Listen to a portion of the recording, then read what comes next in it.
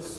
First things first, we're going to do an approval of the last minutes from the last GM that occurred, which were put up on Blackboard, I think, a week after the meeting actually occurred. So everyone had an opportunity and a chance to read it as well. So if there were any issues or any amendments people would like to have made, you could have emailed into the Library Board Committee. So right now, I just want a general aye to approve the minutes so we can carry on. Thank you very much. So now we're moving on to the first item on the agenda, which will be a presentation of the accounts by David Smith.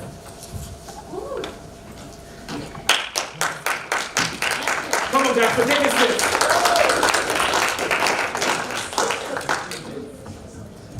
So this is both a very glad day and a very sad day, because this will be my 15th and last annual general meeting in my official capacity.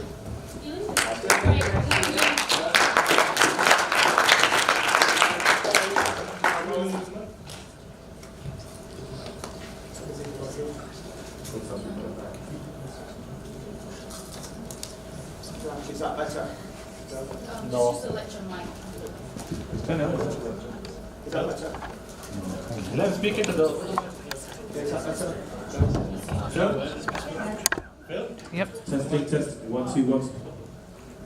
Right, okay. No? Right, I'll stand here. Yeah, that's good.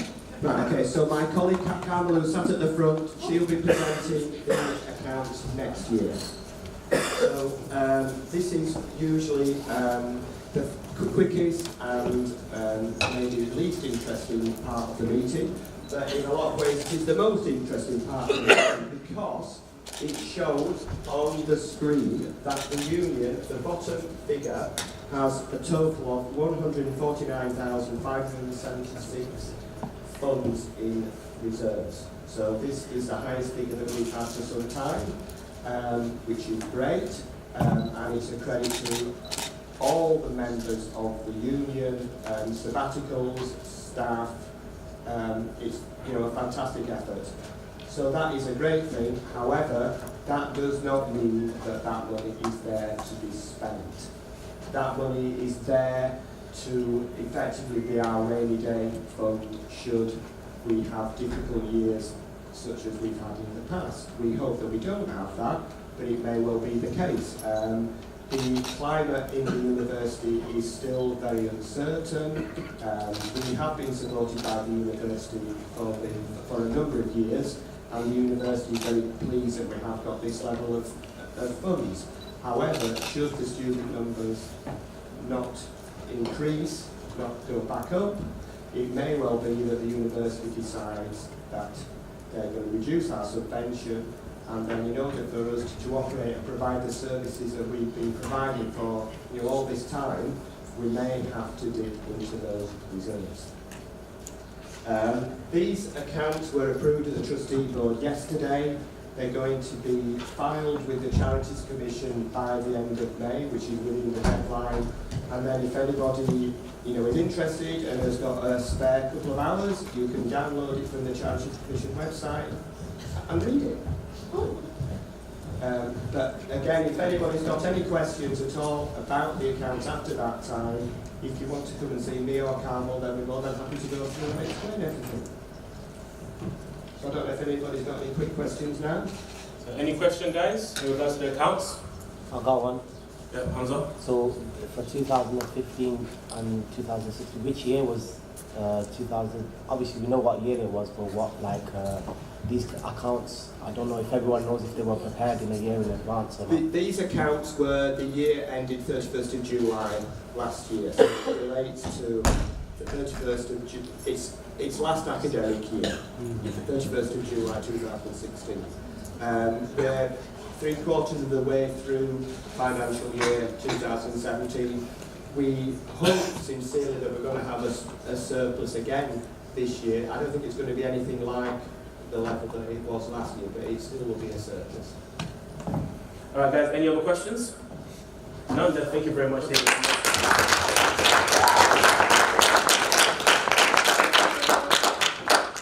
Moving on to the next agenda item is the introduction of the new sabbatical officers. Hamza, if you'd like to come up.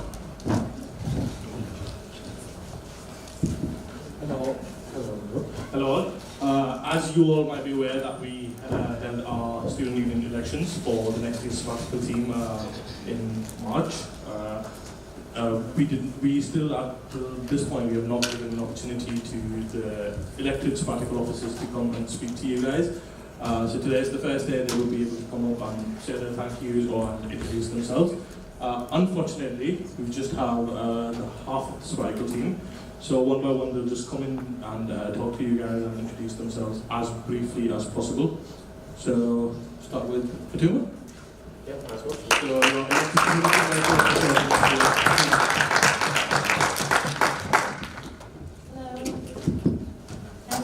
Hello. My name is Fatuma and I'm the elected Community and Welfare Officer for the year 17. Thank you. We'll call down Hamza next. Hamza Yusuf, come down.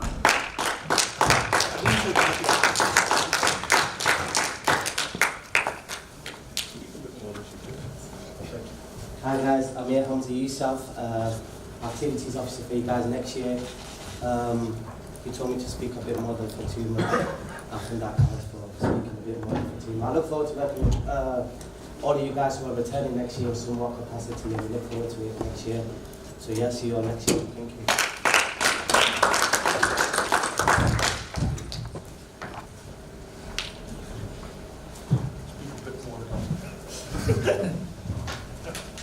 Hello guys, my name is Faiz Ilyas, and thank you for electing me as your Union Affairs Officer for next year. I hope to work with you all. If you have any ideas, do come to me. I'm extremely grateful for this opportunity that you guys have granted to me. I don't know really how to express my gratitude, but I really do look forward to working with you.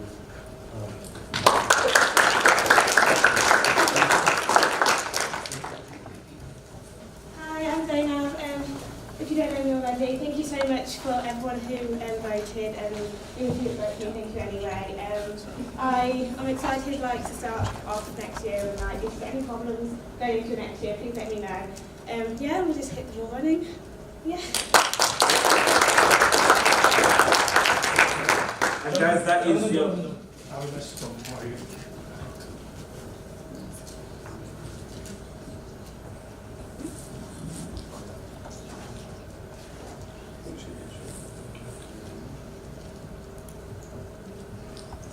Sorry, some technical difficulty.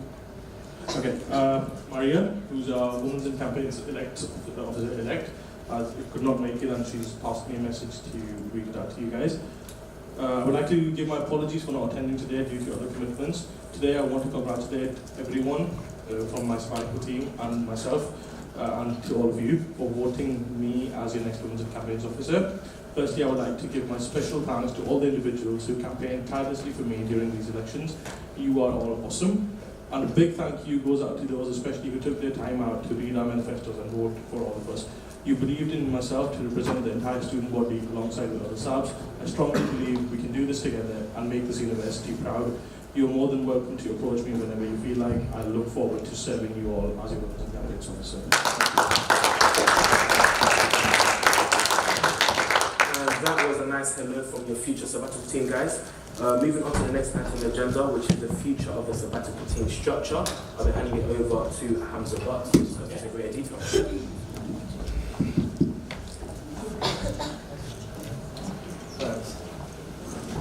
Guys, as you must be aware of the fact that we were told that due to some financial constraints, we might have to change some kind of a service for the structure of the sabbatical team. So the way forward was that we decided to have a away day, the trustee board away day, in which we wanted to do a wider consultation. So we had people from, turn your mic off. Thank you. Sorry about that. So we had ex-subs, people who had been sabbatical officers years ago, and they are now working in the industry. We had people like Sam Butterworth, everyone's favourite Sam Butterworth. We had Hasmin, the last year's Economic Affairs Officer, and quite a few other ex-sabbatical officers. We had the current sabbatical team, the incoming sabbatical team. Then we had Professor Bill McCarthy, who's the Deputy Vice Chancellor, and he did a presentation on how does the university see the role of sabbatical officers. After that, we had Richard Brooks, NUS Vice President of Human Development, who showed the NUS perspective of how NUS sees the role of sabbatical officers in the future. And we had presentations from Kieran and Dan Batchelor, who showed what happens in the sector for a university of our size. There was a lot of good things came out of that away day, but the most prominent thing that came out from that away day was that because we made teams into breakaway rooms, the most prominent thing that came out was that decreased the sabbatical team from 6 members to 5 members. So we took it to council yesterday and we had a discussion about it, but we wanted to bring it to you guys in the general meeting and ask you if you think this is the right step forward. We've not made a decision on what to do, but it's just we want to consult you guys before that. Are you okay for us to go in this direction and start looking at the restructuring in this way? Open to any comments from the crowd, please. Guys, so anyone have anything to say? When would this be? Would this be for the current team or next year's No, elections? the timescale is that for elections to be held next year, we will have this in place, the structure in place. Yeah, that's the timescale. Yep, John. What's the financial saving of losing a staff? Johnny, it was 51,000. Saving? It's not of losing the staff. Yeah. Isn't that what you just said, of losing a staff? No, we said.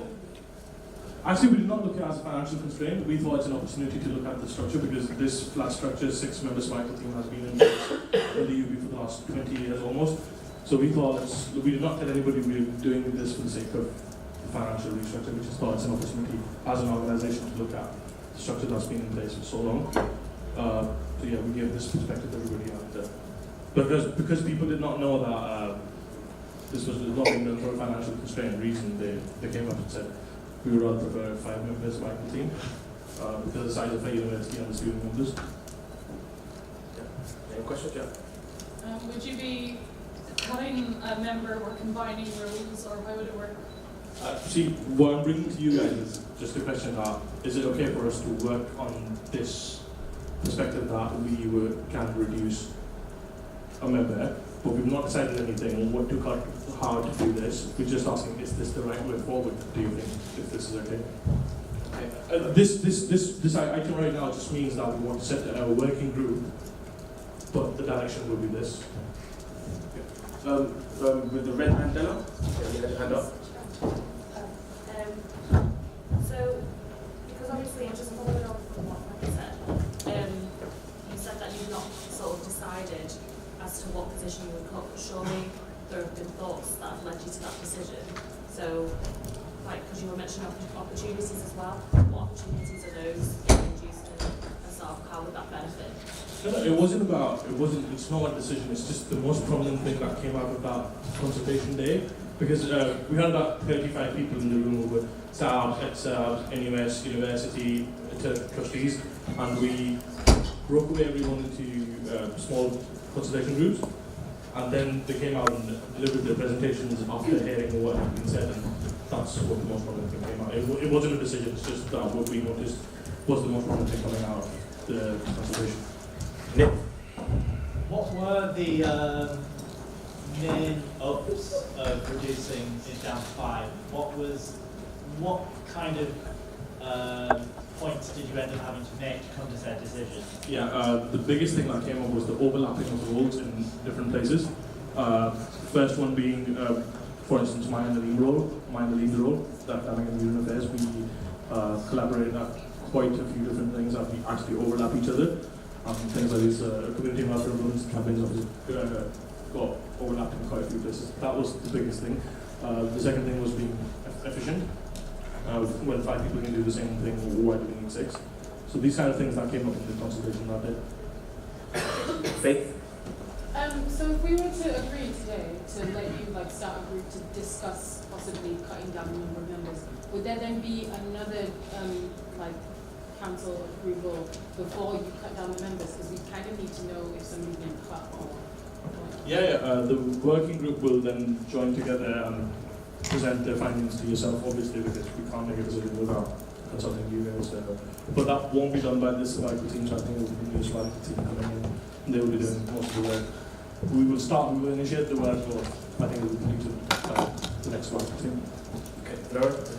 I was just going to say, so if we were saying to go and look at this, and you look at it and then decide, even before it's brought back to us that for this unit it might just be better to keep 6, is that something that you would do, or if you kind of make the decision to look at it, is that going to kind of be we're looking at it as Yeah, if it comes out about 6, the way it is fine.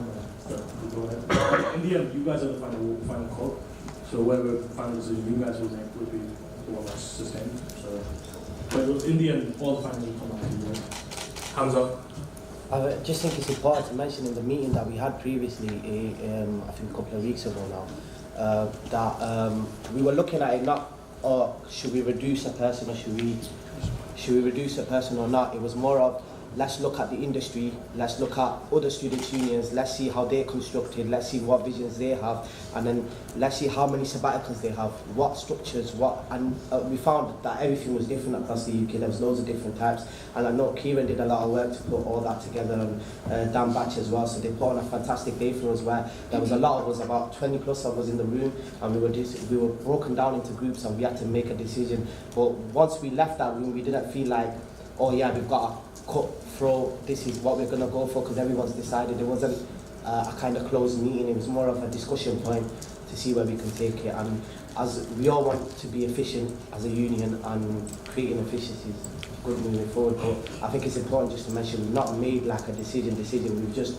put the idea to see how we can better ourselves. Okay, Alim? Just to give you an idea of the time scale, so at the meeting, I'll just give you a little background. So basically, when we were discussing it, there was a lot of variation in what we were saying, but the common theme within the, I think there was 5 or 6 groups, was that there should be a reduction in the sabbatical officer team. And there's various reasons for that. One reason, for example, previously we did have a larger amount of student body, so in excess of 20,000 at one point. And currently we have about 9,403 as a head count. So we're a lot less in terms of student numbers, so a lot more within the reduction amount. Just to give you an idea of the time scale, so if you were to allow this to go forward with the recommendation of reducing the sabbatical officer size, this would then go back to the discussion of the focus group. The focus group will then take it to council. The council will then take it back to the October general meeting, and then the student body again would agree on whether or not we should move forward with the 5 officers, and there would be a couple of options there to my understanding. And then the students would vote on it, and after they've voted on it, that's when we'll move forward, and in the election will be implemented whatever the student body votes for. So I hope that clarifies. Johnny? From what you just said, this is obviously a financial decision. Surely, because it's a financial decision and operational, the trustee board would have the final say on anything that we said as a GM, because they overrule it. They have oversight. Can I just clear it to you today? Okay. Trustee board looks at the financial, and it does not look at the policy side. Policy is made by council and general meeting. They can overrule on instances which are reputational, financial, and strategic. They cannot. The policy is made by you in the end. The policy is made by the general meeting. But this is financial. Can we financially sustain 6? Because the last general meeting that I came to, you came in and said it's going to cost us £50,000 to keep our current sabbatical team. And now you're saying that it isn't a financial decision. And I'm not saying it's not a financial decision. Yes, there are financial constraints, but we were saying we just got an opportunity to look at the organizational structure. You know how in different organizations you just review your structure, because we think we come to the point where it's plateaued. So we were thinking, okay, because of this financial constraint, we didn't have our opportunity to review the restructure. If on that trustee away day people would have said 6 is fine, we would have thought of other ways we might have cut a service or something like that. But on that day, it came as cut us right. So we could financially sustain it without cuts to anything. We would have to do something else. We have to cut a service or just cut something else. But, who sits on the working group? The working group consists of myself. Not the working group. It's been there. It's myself. It's Sabida, Dan Batch, Karen, Deb, Andy, and the external trustees. But with proper consultation with student from the schools as well. Kwame? Just to, so if the structure is changed from 6 to 5, will that also change how it is a flat structure? Will there be another very prominent thing that came out of that trustee rating was that hierarchy. They wanted the flat structure. That was the thing that came out very prominent. People said they did not want the flat structure to Bradford. So that was not going to change. Nick? I suppose my concern yesterday, and I'm just going to voice out on the public forum. Yes, you argue that this isn't influenced financially. The thing is, though, it's going to end up becoming it, because we're going to eventually have it decided by all of us, whether it's a service or a staff. And essentially, my biggest issue is that in cutting a staff, we risk feeding into the restoration of austerity on the grounds that, well, let's face it, we had the discussion where it was the case that we had £146,000 in funds that was surplus. Granted, it's for a rainy day. Besides, in the case of, let's say, disaster, maybe the roof falls in, there isn't really a lot of money that we would be utilising. And the fact is, we have that money. So, with that being said, would it not be a bit short-sighted to argue that we should cut a SAB because we can't afford it, or we should cut a service if we can't afford it, but we have this surplus? And also, as I mentioned earlier, we do risk feeding into the rhetoric of austerity if we just continually cut. Can I just tell you something? It's charity law to have funds in reserves equal to 6 months if the university stops giving you some wage. To sustain yourself as an organisation, charity law that you have to have 6 months worth of funds in your reserves if the university stops funding you. Actually, what would we do if the university stops funding our subject? £146,000 6 months. It's not even half. It's not even half. It's not even half of 60%. No, it's not even half, yeah. Not even half. Johnny? You just said that this came out of the trustee board, which shouldn't really be interfering with policy, but they are, because it's come up here. And you also just said that they wouldn't want a president. If we wanted a president, do you reckon the trustee board would stop?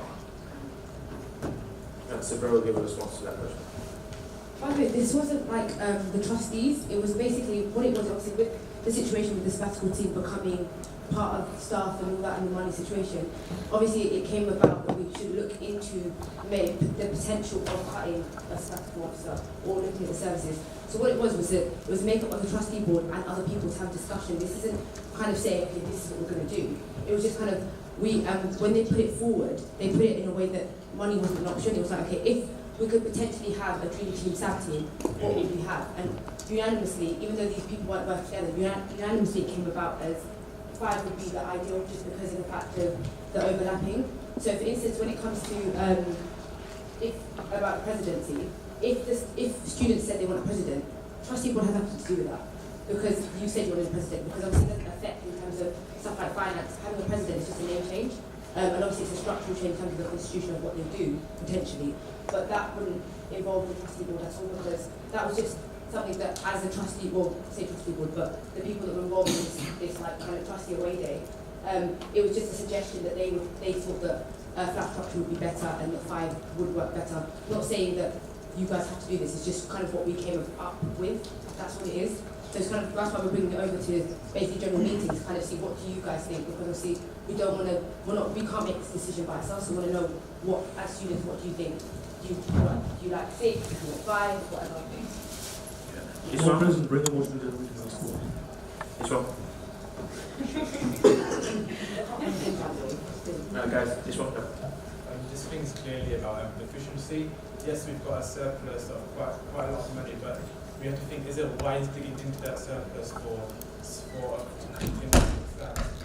Because we have to. I think it's really important to look at then: is it really a man or woman job, or is it can it be done with 5 subs? And I think it's really good that we've looked at other universities and how they're working. And yeah, we might want a president, but I think that's up to students if that's what students want. I'm sure we'll get that across and it'll be clear what exactly we want. We have a lot of democracy in this union, so I think it's definitely worth looking at efficiency and using our money wisely to make a big difference to students. Thank you. Hands up. Yeah, just want to also add on, in that group there was a sub from 2005 or 2006, was it?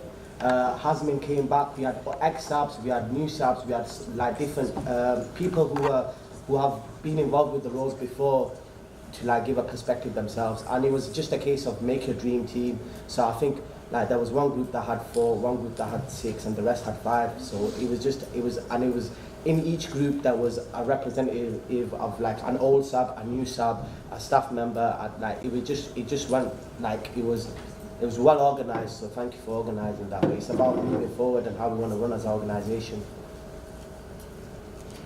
Nick? I remember that you said last meeting that there were regional kind of discussions about, allowing for like the term horses for courses, and it was still 5 people as a staff team. And my issue then comes up with, well, exactly what would the 5 roles be?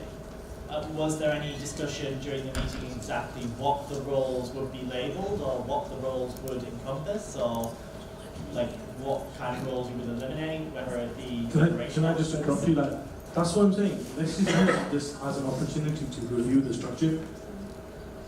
We're not saying which one we will cut, if we will amalgamate roles, we're just saying, let's just use it as if it comes out that 6 is fine, then we'll go back to 6. We keep it the way it is. It's just an opportunity to review. But we can't do that because we wouldn't be able to afford it without cutting other services. Like that, you said perfectly, okay, like rightly in the previous meeting that we can't maintain 6. And I get that the way we've looked at it is not a financial point of view, but if students turn around and say they want 6 back classes, that's not possible. But then we do have other options, don't we?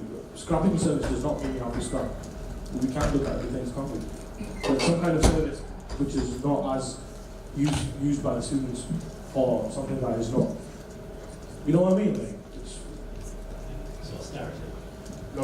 Organisation. We're literally just going round in circles. Like, you just look into it and come back with different options, and then we can actually look into it instead of speculating things that we don't actually.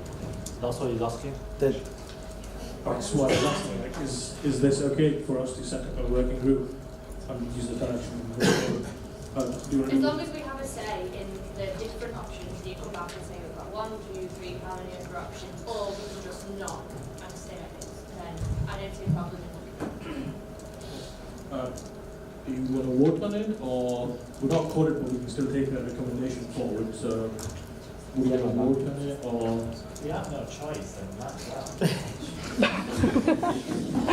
No, if we have no choice as to whether we want to go ahead with it, we might as well have the vote, because if we need to change, we'll change, but, Alright, we're going to do a quick vote then with the raising of hands and whatnot. So basically we're just going to vote on allowing advisory board and trustee to make recommendations for sabbatical structure and bring it back to the next following GM, which will be happening next year. So if you agree with this, please raise your hands now. The team will do the counting. General, I would have been alright. Yeah.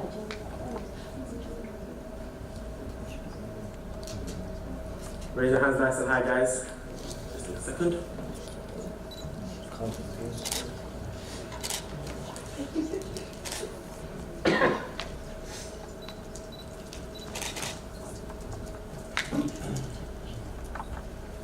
Thank you. And those of you who are against this idea, please raise your hand now.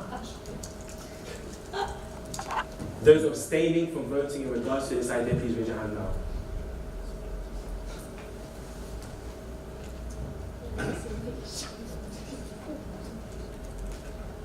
Thank you, and for 2 minute results, please.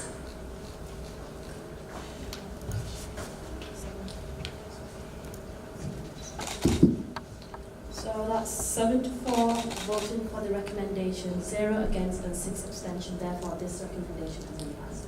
Okay, thank you guys. Alright guys, so moving on to the next item on the agenda, which is sabbatical officer Q&A session, including a presentation. Because this is the current SAB's final AGM, they've put together a little video for you guys just to kind of show you what they've done and what they've been through throughout the year. So we're going to present this now, and after that we're going to have a quick Q&A session with them, giving you guys an opportunity to ask some questions. And we've got that sorted, guys, so sit back and enjoy it. Lights. Don't get lights. That's just the beginning. That's just the beginning.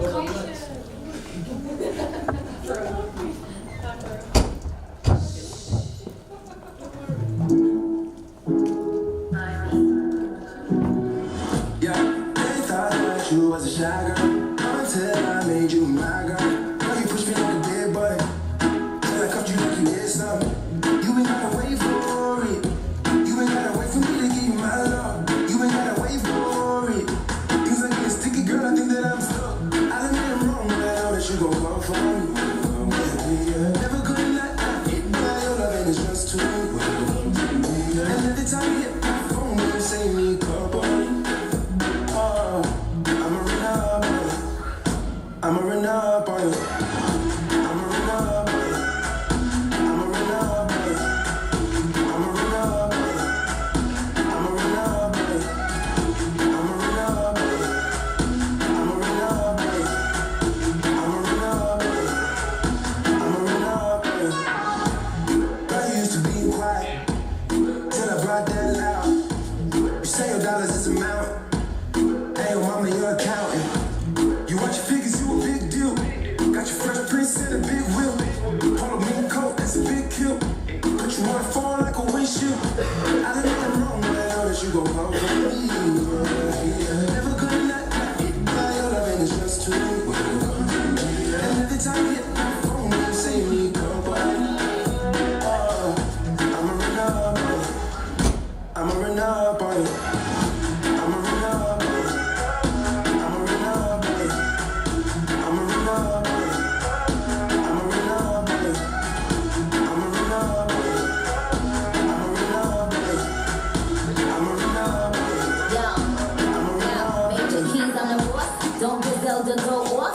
From the north and west to Bergdorf.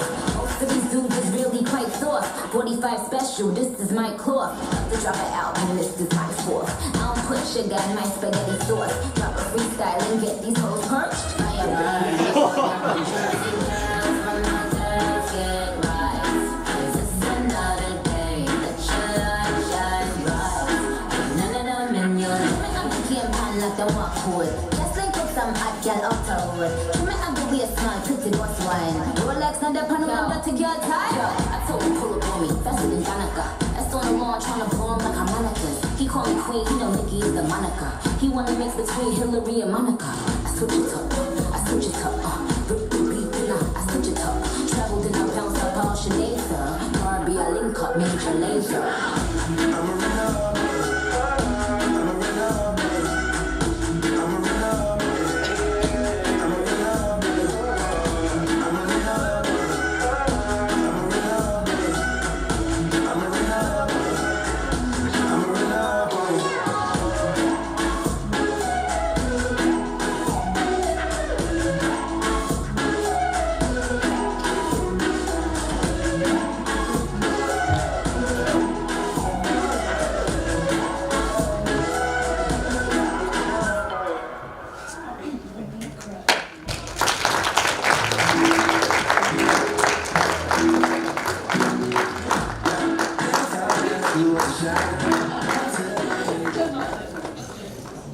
Hand round of applause, guys.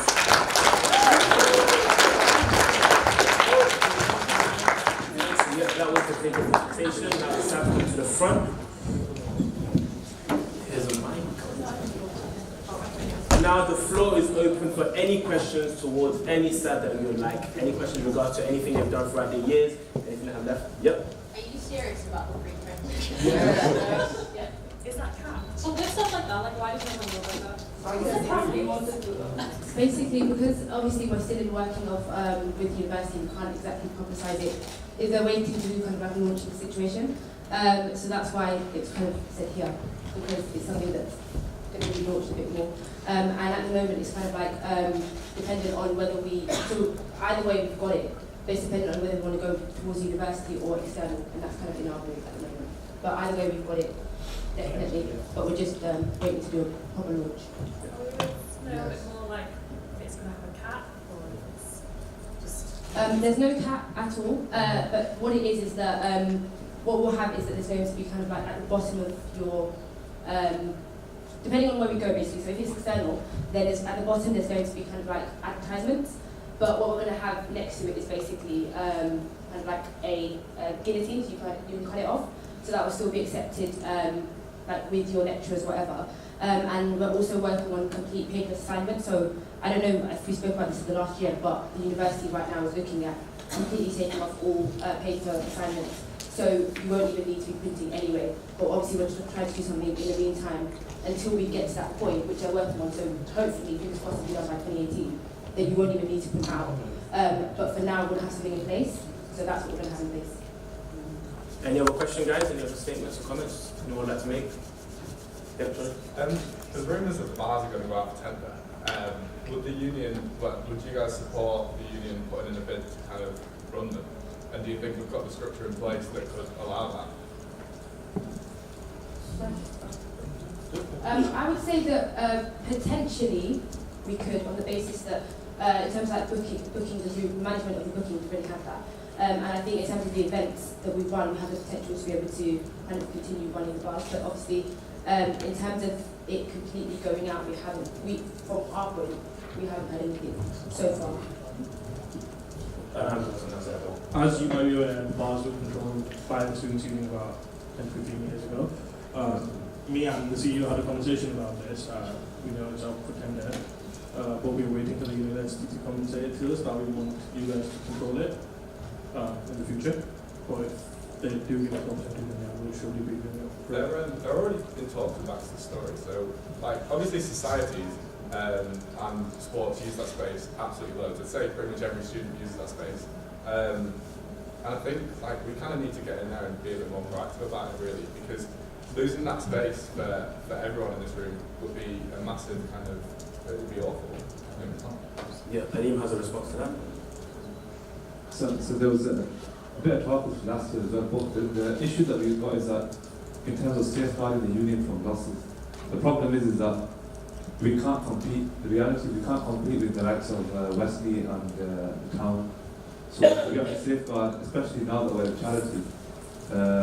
If we do take over the bars, it changes our structure. So what we have to do is have one part which is charity and another part which is business and commercial side. So you have to be a private limited company. The problem that you've got is that there's when it's going to be overlap. And will the university support us in getting more staff to run it? Not only with staff when it comes with the management of the whole space, it depends on what agreement we can come with the university. If we can protect ourselves and the union from losses, then I don't think there will be a problem of us taking over the space. But I think if we can't get a guarantee from the university in terms of the losses, then I don't think it would be feasible for us. Like, you just come with a lot of like problems. Like, lots of other unions do it. And I realised that like the space isn't kind of a commercial space. Like, I don't think we'd ever make money out of it, but as an asset to the union and the space that we use, I think it's vital. And I think like that's my reason. I completely agree with you, and I think that's why. But I think the issue that was before was the fact that a lot of our students, the demographic of our students, is different to other universities. And that's the reason why we kind of lobbied for like alternatives, because I feel as though if it stayed the way it was before, we would not be making money. And obviously I feel like if we were to take it forward, we have to drastically look at a way to make it more accessible to all students, because if you go down there at like 2 or 3, demographics are very different to if you go there on a Thursday at 9 PM. Do you know what I mean? So we need to be able to viably look at an alternative, and we started that through obviously getting the milkshakes in, looking at getting mocktails as well. But that took that was something we started last year, and obviously due to changing the management, it was we were able to do it a lot easier this year. So obviously, if we are to do it, I think we have to look at ways in terms of making it as accessible and as viable as possible. Any other questions, guys? Any other statements anyone would like to make? I don't know whether to bring it now or later, but I spoke to Liam Hamza at the start about the state of the library. Obviously this weekend I know it was a bank holiday, but it was embarrassing. I felt like I was at a festival all weekend. I think most people in it can agree with me. It was bad. Yeah, I think just like the loos, the bins, because they are working, it was just... I had 2 o'clock on Saturday evening, the toilet roll on all floors bar 1 in the basement had run out, and it resorted to people having to bring in their own toilet rolls from home. And then obviously when it got past the 9 o'clock mark, you couldn't use the library toilets, so that either all go down to the bars, so that either meant you'd have to use the toilets, or I think men's toilets and all floors had completely run out, so then they had to go home. Like we understand the bank holiday, staff to come in, we don't have to study, unfortunately. So I just wanted to see just maybe just put in place the next year for exam season, we get extra staff or cleaners or people just to restock it just to help us out. And the irony is, the cleaners were complaining on Monday morning about the mess. I think I used this one. Yeah. I think it's been an issue, especially I've been here 5 years. In particular, I haven't noticed on background work in terms of Christmas and New Year's, when there is extended holidays, they don't get staff to come in and they don't get them to clean up. So from the pictures that I've seen, they were bad, but I've seen them worse. But like I said before, do email me and list everything that you list now, and then I can present that to the Vice Chancellor. I've got a meeting with her tomorrow at 8 AM, so if you can get it to me before then I can present it to her. Obviously, I'm going to have to get a short notice, but I think you described it in a bit more detail now, so I think it probably is a bit more mad, especially with the toilet issue. But I'm happy to take it forward. And next, after the birthday here, I'm sure she'll make sure that something prefers to put you on the spot. Better next year. Any other questions? Also, we've been speaking to estates as well to provide more bins, because I was saying before, just because obviously we're at Ecoversity, so obviously the bins are kind of specifically for that, but we're looking at basically providing kind of bigger bins and more bins in the library just during exam time and obviously Christmas as well. For those times, but then obviously the virtual sorting back to the kind of Ecoversity and recyclable bins afterwards. So for that time there will be more. For next year, there will be more bins available during that time period as well. Johnny? With the staff restructure, potentially, would we ever look at a staff restructure to kind of move with the times a little bit more? I think that's a great idea. Genuinely, yeah. I wouldn't say that we're looking at that as such, but obviously that's something we can take forward, and that's the whole point of general meeting, is that you guys give us ideas and we take it back. And if that's something you want to do, we definitely take it back. For some areas may be a bit more outdated than others. That was one of the points that was raised during the way day, that a lot of the sabbatical roles need to change from operations to representation. So cutting down to bias staff also means that potentially in the future we look at areas where we need to actually put more staff into it. So that's one of the feedbacks that we got as well. And the lead? I know that obviously out of my area, sort of like academic support that we've sort of partially restructuring. We're getting more, so let's say last year we got the democracy campaign system, there was a supporting minutes and stuff like that. So they do slowly look at staff, but I think it is quite slow. But if we can get enough demand and support from the students, and potentially we can look at radically changing the union. And I do think that our union, especially the staff structures, are really outdated.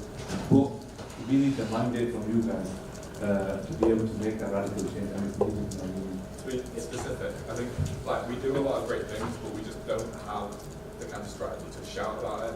I feel like marketing is an area that we really do need to kind of look at where our resources are and kind of like push for more. Yeah, no, I think that's come over the past 3 years. So. But it's still nothing seems to about it. Exactly. I mean, we need a mandate to make radical change. So we need to be able to, you know, it's sort of, we can shout as much as we want, but unless we have like some sort of backing behind it, we can't make that change. Yep. There's a paper which was either sent or was going to be sent to the university to give us extra funding for either a media or a marketing person. We want to split the role into two, so we can either do media or marketing, and the person can do vice versa. But it just depends on funding from the university, which most probably we will get.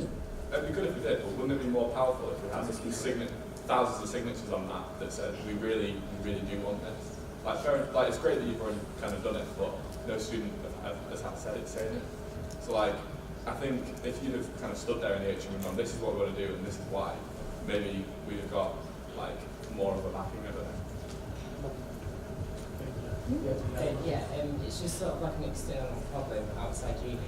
I went shopping to Sainsbury's the other day, and it's just about a shilling welfare. And I just having like general chit chat with one of my colleagues in the store, and she said that we might not be here for much longer. We might be closing. So I was just wondering if we could possibly get active in campaigning for obviously for the store to remain open, because that is a massive lifeline for students. So basically starting from last year, that's when we heard it was obviously the whole 12 o'clock situation. So it took about a week, but I got to like head office. I was able to speak to the head office of Sainsbury's, and they basically explained the reason why it was going to 12 was because of the fact that they weren't making enough money. And obviously they're a business, regardless of us being a student union, there's only something you can do to kind of keep the business open. And they were saying that obviously they were looking at basically keeping it open during exam time until 24 hours during exam period. And when I spoke to them again, basically saying that they decided as a business that it wasn't viable because they were just not making enough money. So what we can look at doing is obviously looking at speaking to them again and lobbying them to actually be kept open. But I don't want to say, yeah, it should be kept open, because realistically, it hasn't got anything to do with us, and it is a business. But I would obviously, we can campaign and see what happens to see if we can. But if not, then provide services within the union in terms of, because obviously we do have back to story, we have, and we actually spoke to back to story as well about basically doing like keeping something open, or like, I don't know about keeping the shop open, but we could look into doing something that's on campus, so then students won't even need to kind of go to Sainsbury's if they aren't able to keep open. I mean, a lot of students that I know go there for like the prices as well, because obviously like the meal is like £3. Yeah. But then if you like something of that quality, you could probably get in a shop here for no less than like you wouldn't get a lot of change from a fiver. So if we couldn't keep it open, it would be great if we could have a shop inside the campus that actually imaged the prices that Sainsbury's had and the quality that Sainsbury's had. But yeah, no, I think that's a great idea, and that's why. So obviously, first we could look into like speaking to Sainsbury's and looking at what we could do campaigning, and like making noise about it so that they understand that this is necessary. And then if that doesn't work, look on what we can do on campus. Yeah, Johnny? Like with the bars, just take all the bars, go to the shop. Sainsbury's comes in and tell Chris Spargo that his shop's rubbish, which they are. They cost way too much, and the quality of the stuff in there is awful. We could just do it ourselves. I mean, gourmet hot dogs are quite nice. Yeah. But like, if we did that, it would make money for the union, and we could actually start generating our own income, and then that could lead to things that we want, like more staff members, etc. This is something. Yeah. The bar is such a loss-making entity. As a student union, we would not be able to sustain it if we don't get the funding or some sort of guarantee from the university. If you've seen the accounts, I've seen the accounts, even the states want to get rid of it. It's that much of a loss-making entity. That's it as a bar. If you made it into a shop like Sainsbury's, if the closest thing to that is this game, and they have a really small selection, that is a massive space. So if you could even make part of that into a shop and have a massive selection, we could potentially make money for the union. Yeah, I've got a question here from Fatima as well. This is a question for Aphrodita. Hi. So as an activities officer, how did you support all societies, regardless of the size, to ensure that everyone gets the deserved recognition and get recognised for the events that they've done throughout the year? Alright, so basically, obviously with the Society of the Month scheme, for example, I'll just give an example right now, mental health awareness, like they're just opened this year and they've already won Society of the Month. That means like small society does get recognition. Yes. Okay. Oh, you got a follow-up? Go on.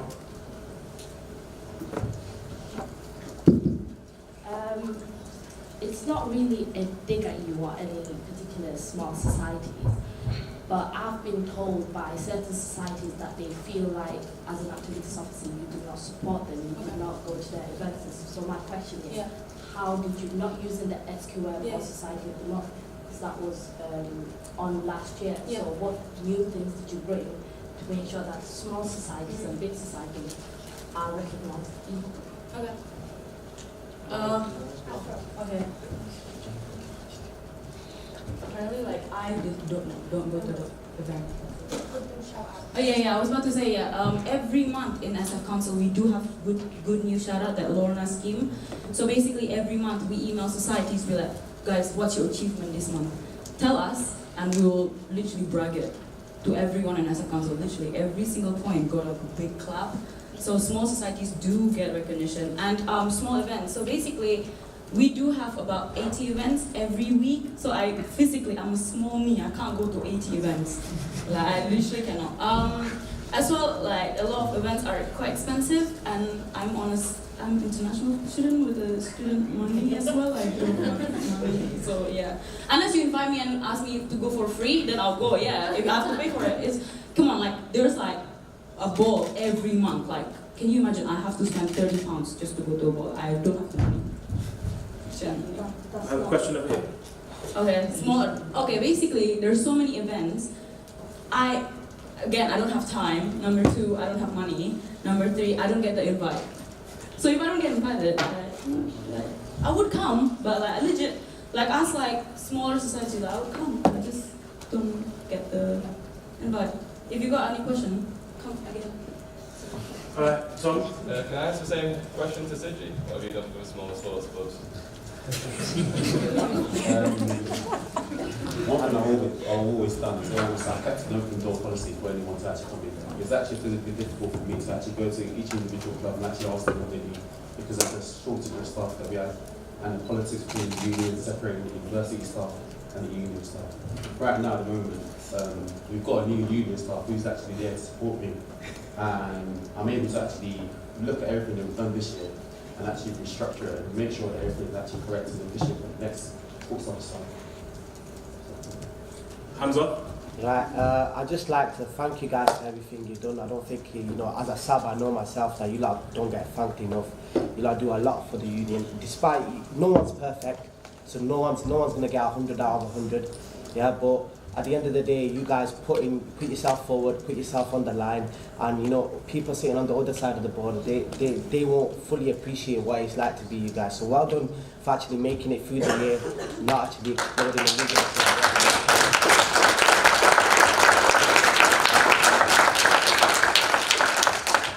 So before we move on, does anyone else have any other questions or comments I'd like to make to the SABs before we move on to the next item on the agenda? None? Then thank you, sabbatical team, and you may have a seat. Now, there was an emergency motion put in by Aleem Bashir, if you would like to come up and talk about this in greater detail, referring to the UBU support to call for emergency NUS national conference. Where is the mic? Quick recommendation. Do you want to do the conference report so we understand what happened in the conference before we go to the emergency motion? Huh? Number 9. It's at 9. Oh my gosh. Oh, this one. So put that number 7. 6, 7.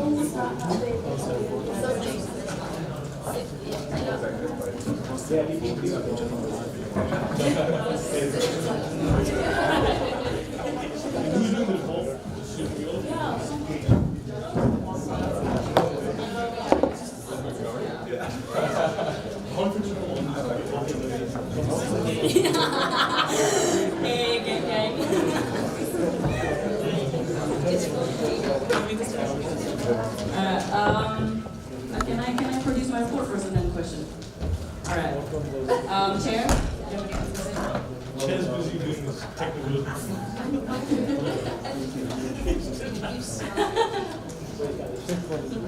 No, it's fine. You guys get it, right? Okay, so basically, yeah, Lorraine. I just want to know why, when we were promised during NUS election campaign, why we weren't consulted about motions before they went to conference, why they went to conference, and they said they would. That's what I was.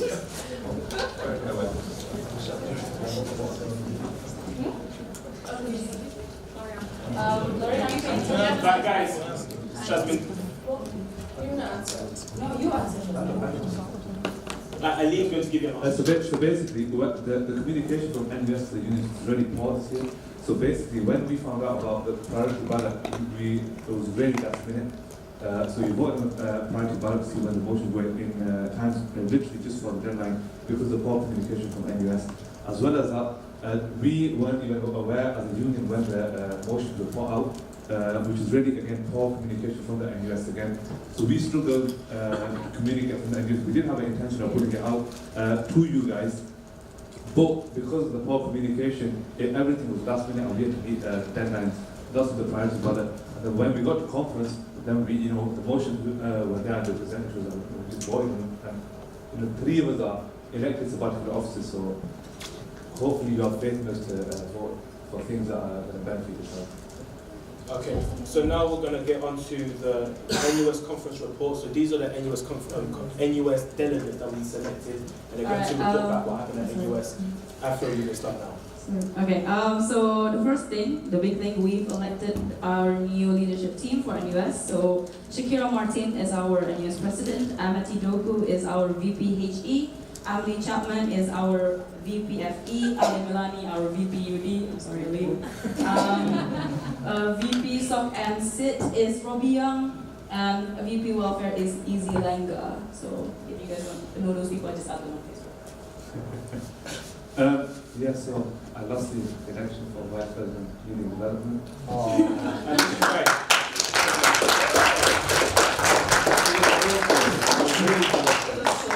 Just missed it. Could you give me the results? I remember it, but I'm sure in the minute time, yes. So while we were at conference, the HE bill passed through Parliament. So this marked the end of 2 years' work of lobbying, engaging and challenging the government at every stage. A lot of the amendments that happened were because of the work that we did, inputting into the NUS and the NUS working with the student movement. The National Conference was underpinned by its reputation as obviously the largest democratic gathering in the world as students, and they discussed a record number of motions. So they have 4 different zones of different motions, and this year we discussed the most amount of motions, one of which was that education should be liberating and progressive. So this is one of the priority motions which saw delegates mandate NGOs to campaign for a liberating and progressive education system, campaigning for better and fairer funding for further and higher education students, tackling the student mental health crisis, creating local hate crime reporting centres. So we were a hate crime reporting centre as our students union, and look to support survivors of sexual assault on campuses. We want these students to go out and vote and demand change, and this is in light of especially the general election announcement. We've noticed, as I've seen recently, that a record number of students have gone out and registered to vote, so it looks like something is paying off. And NUS to deliver the biggest voter registration drive in history, whilst putting forward clear demands to all political parties, so not just specific to any specific ones.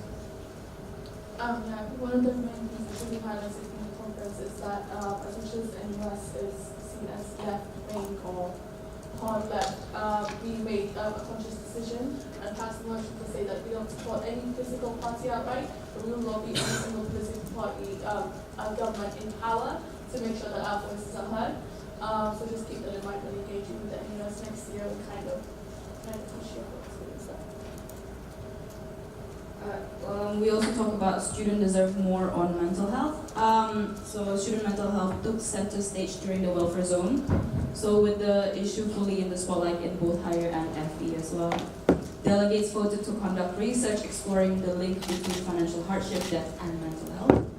And so one of the other big thing this year was more safe for apprentices. So because 70% of NUS membership are further education students, a lot of them were in apprentices. So it's about giving a voice to those apprentices that are away from campus. The university here is actually looking for more apprentice courses, so it would mean that a larger amount of our student body will get a voice onto campus. We had a few keynote speakers. One was Sally Hunt from the university, UCU, so the University College Union of Lecturers. We had Ahmed Al-Rashid, he was a Syrian refugee. And then we also had Apprentice Hampton. she is the Black Lives Matter. Yeah, so she was a Black Lives Matter speaker. Also during the AGM on Wednesday, there was a motion that was passed on democratic governance reform and membership contribution.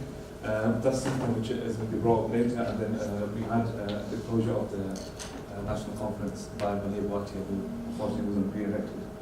So yeah, we're happy to answer any questions. Do we have a contract with the US? Like a written out contract? It's not on the website. We must have some sort of agreement. Because I was just wondering, like you said that you didn't get the motions through on time. And surely that's a contractual agreement. We need to have those things in place, because how can you represent this group of people? You might have personal opinions that have override your representative opinions that we then. It's unfair on us, and fair enough, they've given it you late, but what are we doing about that?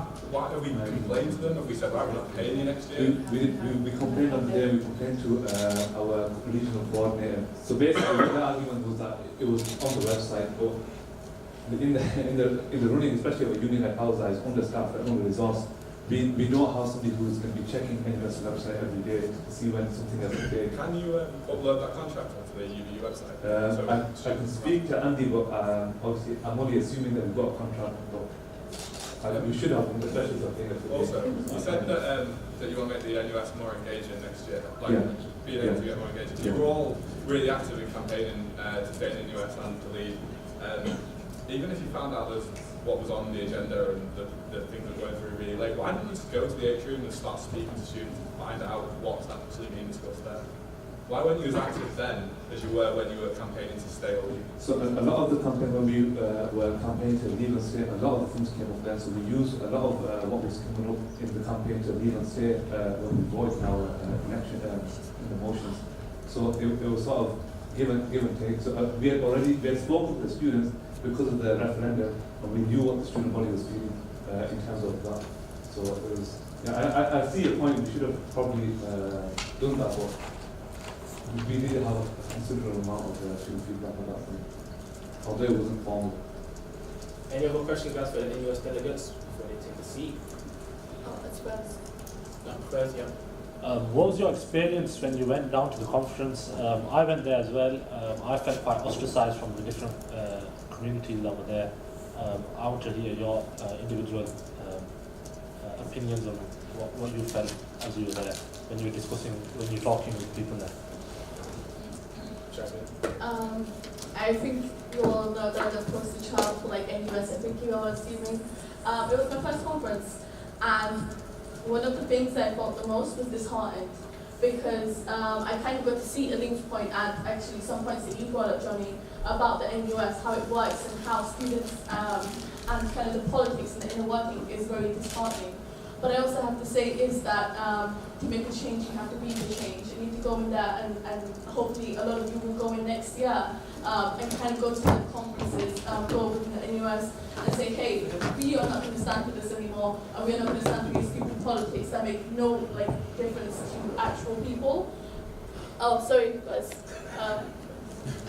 I'm not really with it today. And kind of just make sure that we push our agenda. And I hope the new SAT team will be able to do something like that. And if they go masters next year, so here or anywhere, hopefully kind of doing something about it. Sabrina's going to give an update as well. I went as an enabler, so I think it's to do with what That's what she named. But basically, right? Basically, I went as well as I went as an enabler. I to be honest with you, NUS is trash. Like, if I'm honest, like so obviously, as I was very for the NUS, right, and I was campaigning like very, very hard for the NUS, even though I knew myself I wouldn't be going to conference. But I went as an enabler, and just seeing what it is there, it's the fact of like, honestly, nothing gets done on the basis that they're too busy kind of fighting within each other. And I think that's the reason why a lot of the stuff does go, like, there are some stuff that they've done that's really good, like the HE bill was fantastic, because literally it's a very, very good thing. But other than that, it's like they're so busy fighting one another that they don't realise that there's so many different areas that they're good at, they're good at separately, but they're so busy trying to be like, oh look, I won, I'm better than you, that they don't realise they can literally use all their stuff separately and put it together to make an amazing like team, but they're so busy fighting one another that they don't have the time to do that. And I think because of that, unfortunately, students are the ones that are missing out, student unions are the ones that are missing out on that, and it's ridiculous. I think one thing that I saw when I was there was that the one-year term strategy, it seems as though like everybody who gets elected they get elected and then they're just there so that they can they basically hit the ground running trying to get elected the following year, and they're not achieving anything there. It felt really disheartening in that sense. I don't know what can we do to like maybe push something forward that maybe they have longer terms, because at the end of the day they're going to engage with MPs, and that's those type of people who are there for 5 years, and then unions have people who are elected for 1 year. So maybe there should be something that's somewhere in the middle, maybe a 2 or 3 year term. How can we propose something like that towards the NUS? Yeah, it would have to be a motion at council, at that kind of level, and kind of first of all get the kind of approval from other students' unions that it would take to kind of push this motion on, and then go to national conference and vote on basically a democratic change, because that would have to be a change. Johnny? When does the hate crime reporting centre open? Okay, so the hate crime reporting centre has been around for around this is like its 4th year, and it kind of started last year, so NUS kind of has repeated passed on motions that we've already done anyway. So yeah, our university is a hate crime reporting centre that is specifically for students and mainly just the community who want to report it, and then all of that information gets reported to the police, I think, and Bradford Hate Crime Alliance, which organises the hate crime alliance and the hate crime reporting centres within Bradford. I think I just googled it on the union website and there's just nothing there. I think it's another thing that goes back to what I said before, we're doing loads of things but nobody knows about it. That's been my issue. So I've been dealing with Jedid, who is I think is the CEO of Bradford Hate Crime Alliance, who deals with us becoming. He sent us no promotion. He's been doing other things and stuff like that. So it's kind of been difficulty of me getting track of him instead of our fault. I'm so sorry. And then hopefully he'll fix it up before I leave. Hands up. Okay, that's fine. Any other questions, guys, before we move on? Yeah. So you're talking about how rubbish the NUS is, but what can we actually do before the next conference to actually complain to them or try and change them? Because I hear a lot of people saying that they're trash, but what are we actually going to be doing next year? I think it should be a direct approach. I think the people who have been elected, add them on Facebook, email them continuously, start lobbying them to make a difference. It's not about the left wing or the right wing or the moderates, because nobody cares about that within our movement. It's about actually going out there and campaigning for students on things that actually matter. And I think it's time that we take a more direct approach in kind of infiltrating the NUS, going to conferences, pushing our SAPs to have more of a voice within the NUS, and kind of saying, hey, enough is enough. And maybe if you have friends at other students' unions and other universities, kind of saying to them, guys, do you want to coordinate with this on me, or coordinate with this? and kind of talk about this and kind of expand on this even more, because I'm sick of it, and like I said, I ran a campaign to kind of push the NUS to get votes, so let's just kind of be proactive about it. And a comment for Samira. The other thing is they're starting up properly regional networks as well within the NUS, and that's something that we put forward. And doing it in a sense that we work without the regions the universities that are around us. And with that, we kind of we're an even greater body. So from that point of view, it's not just like Bradford lobbying the NUS, it's like Bradford, York, Manchester, all these areas. And we'll be the ones lobbying the NUS to basically do something about it. Or the other step is having another referendum. Yeah. Any other questions, guys, before moving on? None? Then thank you. NUS delegates, you may take a seat. Alim, stay here. Yeah, alright, so now I'm going to hand over to Alim to discuss the motion initially put through in regards to the UBU support to call for an emergency NUS national conference. Alim? Right, so just to give you a bit of background, so at NUS, the annual general meeting, which occurred on the third day, they passed a motion called Strengthening NUS Democracy. Now, what the NUS full-time officer did was that he visited around 200 students in the year, lobbied them beforehand. So rather than giving them an informed decision and explaining to them exactly what was in the democratic reform and explaining to them what was in the review of NUS, what he did was he gathered support before the conference, and at that conference he got them to vote in favour of this motion. Now, there's a lot of changes that are not written in the democratic motion that was passed. So, for example, that our funding structure may change. So, with it changing, there's uncertainty of whether we will pay more to be part of the NUS or pay less, for example. Other things were that certain offices would be cut and certain offices would stay. For example, there would be more strength for regional networks, yes, but there was different things. So, The other big part was basically getting rid of the National Executive Committee, which is the NEC. So it's the people who hold the officers to account. So basically it's like us guys saying, hey, we're going to get rid of our council, and nobody's going to hold us account. So who would hold them account is individuals which they buddy up with and elect from their specific zones, which it doesn't make any sense at all. Anyway, so I think the officer at hand was Richard Brooks, so he went around to every SU, including consulting the Bradford Youth SU, and saying, hey, this is an amazing thing, it's a restructure, it makes more sense. And to be fair, like, I bought it for a while, but then Richard Brooks only presented certain facts that would like buy us in. He didn't mention anything about NEC, he didn't mention anything about kind of getting his own specific zone to hold him accountable, which means they won't really because they're his friends, and doing stuff like that. So he's kind of said a lot of things in that because he's been around a lot of SUs throughout the year with doing this tour of how to pass this democratic kind of reform. What's happened is this reform has passed anyway, so it passed through because of the fact that nobody knew what was going on actually. So I think you can talk about the motion. Yeah. So basically what happened was that some unions have got together and they would like to call for an emergency national conference that will, for mandating NUS to hold an emergency national conference where they explain what the democratic reform will be, exactly what it will be. So just to put it into context, in the 95 years of NUS there has never been a democratic reform like this.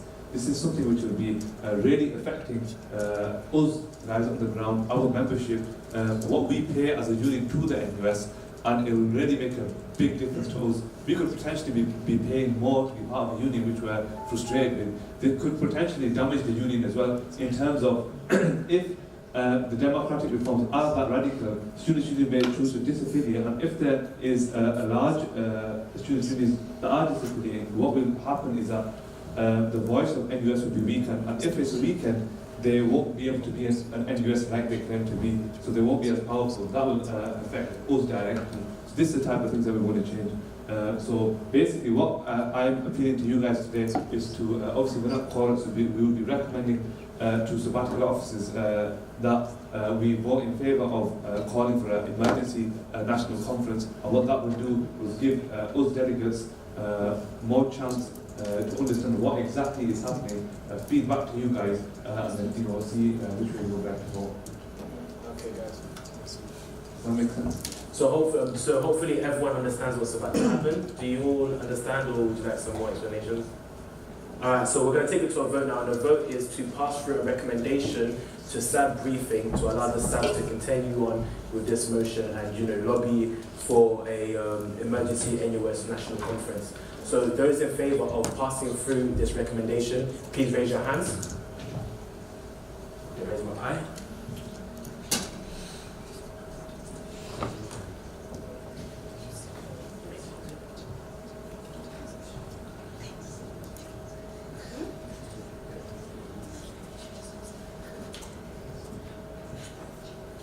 Thank you, guys. And those against the recommendation, please raise your hands.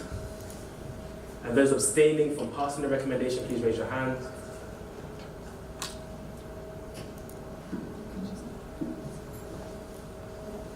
Thank you, guys. And the results, Fatima? It's on. 50 voted for, 0 against, and 5 abstention. Therefore, this recommendation is approved. Well done, guys. Now moving on to the next item on the agenda, which is the Honorary Life Membership. Pass over to Sabira to read out the list of Honorary Life Membership winners.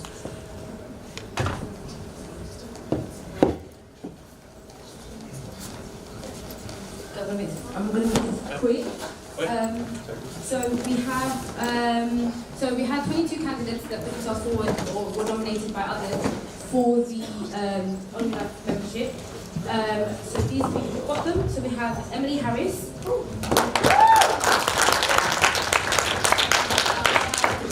We have Lauren Emron. We have Fatuma Sanyan. We have Darcy Pilkington. We have Georgina Bennett. We have Zoe Knott. We have Hamza Youssef. We have Mohammed Shariar. We have Jonathan Banham. We have Vashil. We have Khurram. We have Alim Bashir. We have Christina. We have Judith Martinez Sanchez. We have Shreya Snoko. And we have Zainab Rabasani.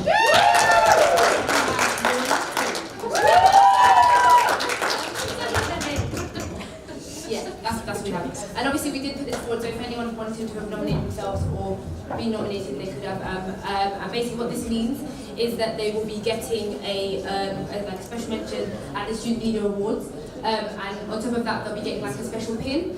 And they'll be getting 50%, they'll get a membership card, and they'll be a member for life basically to the student union, so they can use the library. They also get 15% off in the student shop. They also get at the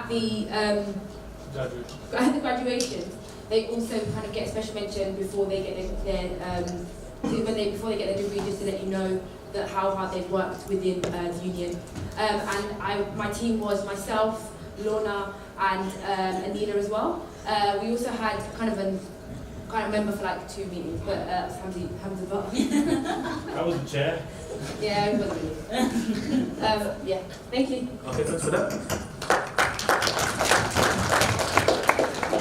And now on to the next section of the agenda, which is the raffle prize draws. To let everyone know, we're giving away 6 prizes today. We're giving away 5 £20 Amazon vouchers and 1 £50 one as well. We're going to do the raffle draw now. So everyone make sure you have your raffles in hand. That's your issue. I've not had one last year, this year. The year I did have one, I won it.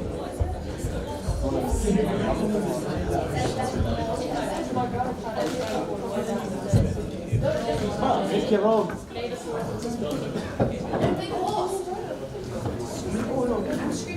141. 141. Raffle ticket 141. 141.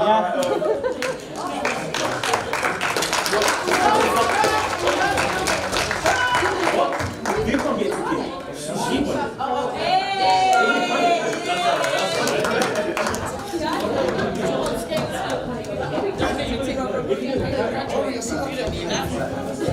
And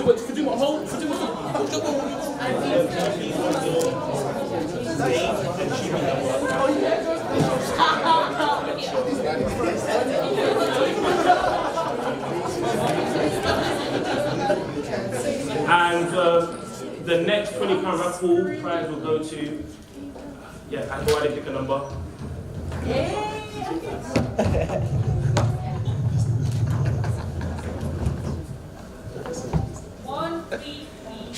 133. Raffle ticket 133. No, I'll claim it. 133. Winner of the prize. Your name, UB number, and alright. For 2 months, the next one, please.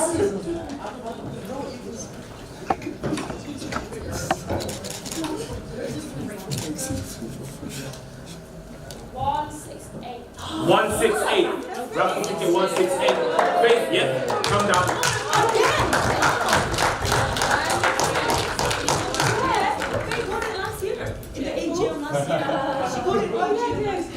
Faith, don't worry, haters gonna hate.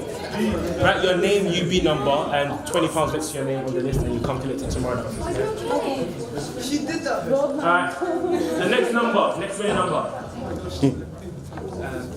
How many yards? 163. 163 for the £3 hours watch. Come to the front of me.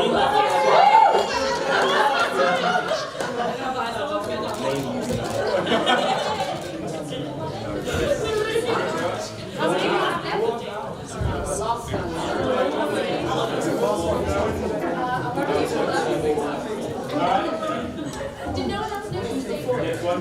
Next one. This is for the last £20 Amazon voucher. 179.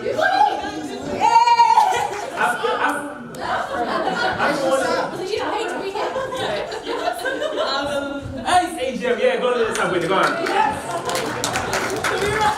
Afro to the front, write your name, UG number, and £20 next to it. Now for the final one, the £50 Amazon voucher. What society is that? Actually, let me pick this one. I'm feeling that.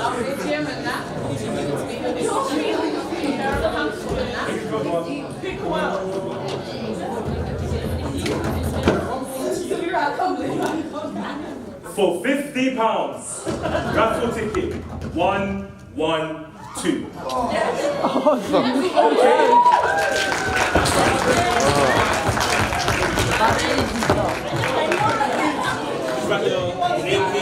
No more meal deals. Is it for GA? Sorry. GA.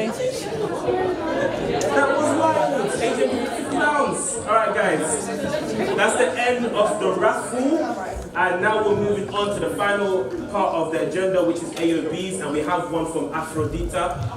Come to the front, please. And What do you pronounce my name like that? that's how you pronounce your name. Here you go. Afro. Go on. Alright, so basically, obviously Party on the Yam is coming really soon on the 26th of May. So if you haven't got your tickets, please get your tickets. I'm like that, literally, please. Okay. Also, it's online, it's bradforduniversity.co.uk/partyontheyam. It's £18, wristband for everything, rides, the night event. So spend your last day of in the union on a night event. Let's do it. We have headliners, everything. Like, do not be sitting there in a sad pub. Let's go and celebrate. Let's go have it. So, and then my last announcement is basically we've got this scheme called Society of the Month. So obviously 2 days ago we've got our SF Council, but we didn't have the chance to obviously give it to them. So this month Society of the Month is bugs.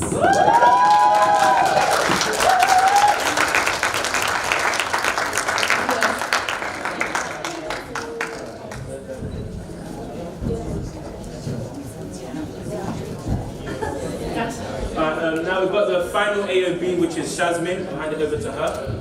Okay.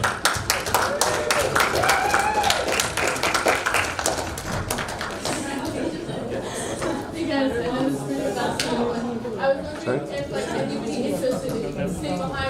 10 minutes. And I don't know, she asked me just to go around. with the message about the general election and why students should vote. Yeah, please stay around. I'm ready to leave. A few minutes to be around. No, well, I'll just be a minute. One more A and B. Wait, I'll start turning our laptop. Hi guys, so tomorrow Rama and DKMS are hosting a charity event in Yamba, 7 to 11 p.m. It's £49. It's £3 on the dot and all money goes to charity, so it would be great if you could come along. And on that note, this is my final AGM as your chair of council. I'd like to say goodbye. Thank you, and pizza and refreshments are downstairs. Thank you for attending AGM.